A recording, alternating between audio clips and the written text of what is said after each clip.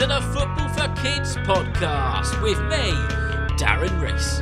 It's time for the last Patreon and Apple Podcast subscription episode until after Christmas. And in this episode, we're going to be talking about the remarkable story of when Denmark won the Euros without actually qualifying for the Euros. Yeah, I'm not kidding you. This actually happened. So, let's get into it, shall we? Let me set the scene. It's 1992 and the Euros are being held in Sweden and football is absolutely electric. This wasn't just any old year in football. Oh no. The early 90s were packed with some of the greatest players to ever grace a football pitch. Imagine giants like Peter Schmeichel, the towering Danish goalkeeper who could save almost anything. Picture defensive legends like Paolo Maldini, whose skills were so sharp they could stop a freight train, and attacking maestros like Eric Cantona, an absolute magician with a football. And then there were the teams. Germany, fresh of their 1990 World Cup win. They were the red-hot favourites, and everyone was betting on them to conquer Europe. Then there was Italy, packed with players from Serie A at the time, one of the most elite leagues in the world. Clubs like Juventus, AC Milan, Inter Milan and Napoli were dominating in European football. The experts couldn't stop raving about these teams and them winning. But wait, it doesn't stop there. You had France stacked with champions, the Netherlands with superstars like Marco van Basten and Dennis Bergkamp. Even England had a real shot at glory. They had icons like Paul Gascoigne, Gary Lineker and a young Alan Shearer. Let's not forget, this was England's golden chance to make waves after years of frustration. They were another team who people were tipping to actually win it. The stage was set, the competition was fierce and the quality of football was out of this world. This wasn't just any old tournament, this was the Euros. Now, this is where it gets a bit crazy. At the last minute, the competition took a shocking twist. Yugoslavia, who had previously hosted the Euros in 1976, was in a bad place due to heartbreaking events which were surrounding wars. Their team were removed from the tournament. It was a tragic moment for the country and everybody involved. But then, out of nowhere, Denmark were handed a wildcard. That's right, Denmark, who hadn't even qualified for the tournament, suddenly got a golden ticket to join the biggest football showdown in Europe. And here's the thing, no one, and I mean no one, gave Denmark the tiniest of chances. They were laughed at, they hadn't even qualified, the odds were stacked against them, and Denmark weren't even being thought about. Would they even make it out of the group stage was one of the things people said. Could they possibly compete with the likes of Germany, Italy and the Netherlands? No one thought they could. No one believed in them. But, as we're about to hear, football has a funny way of surprising people. And Denmark, well, they were about to do something very special indeed. The truth be told, the only player you'd probably recognise from Denmark's squad was the legendary goalkeeper Peter Schmeichel, a giant between the posts. But beyond him, there were some brilliant players, most of them in the Danish league, with a few scattered across European countries.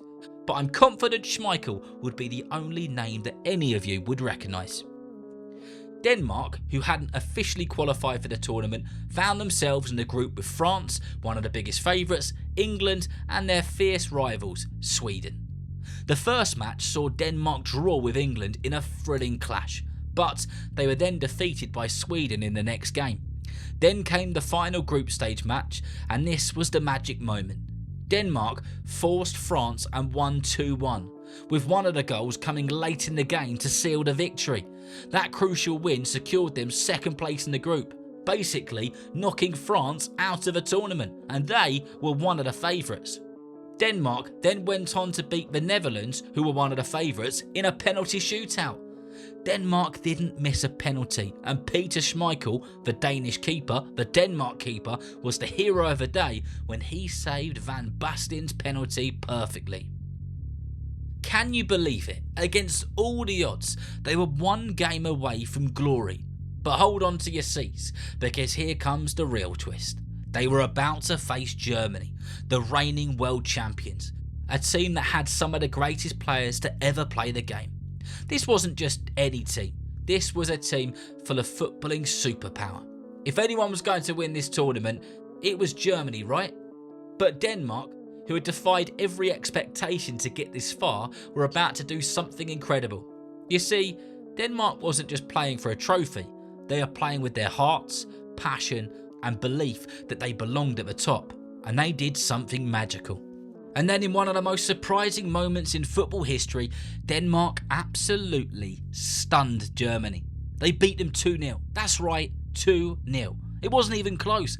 Denmark outplayed them in every way. They outfought them and showed the world what true underdog spirit looks like. They were champions. They had won the Euros. Their celebration was wild. The world couldn't believe it. From a team that wasn't even supposed to be in the tournament to lifting the European Championship trophy. It was one of the greatest shocks in football history. Denmark had done it.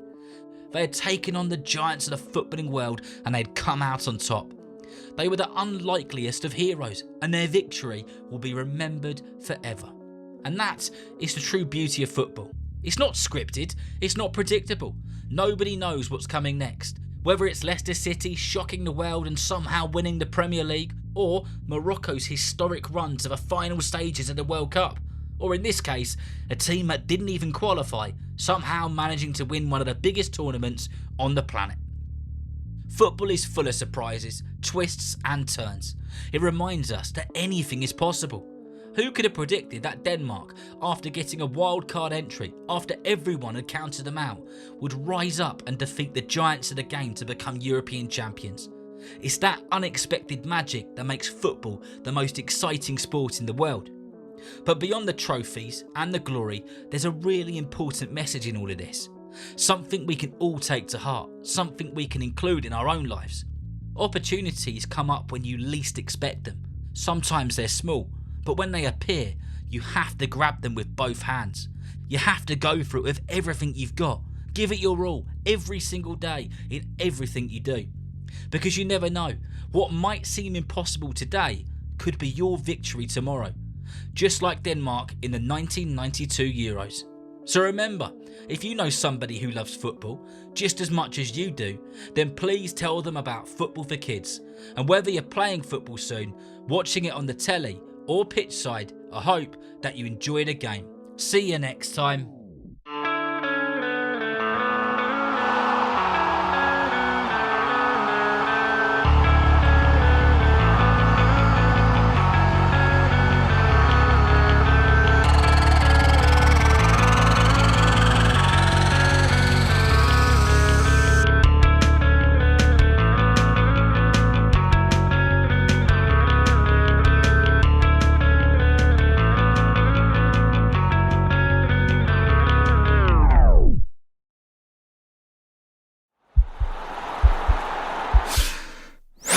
This podcast is part of the Sports Social Podcast Network.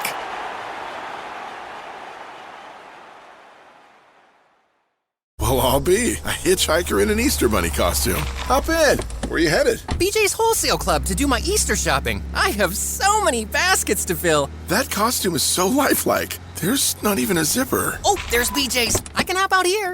Look at him go. Get a $15 digital coupon when you spend $150 on practically anything in one transaction through April 20th. Coupon will appear in your digital gallery on April 24th. Terms apply. Go to bjs.com/Easter coupon for details. BJ's. Absurdly simple savings. Football for Kids is proud to be supporting Soccer Aid for UNICEF 2025. Watch some of the biggest stars take to the pitch at Old Trafford on June 15th for yet another match which is set to be a classic. Tickets are available now via socceraid.org.uk/tickets.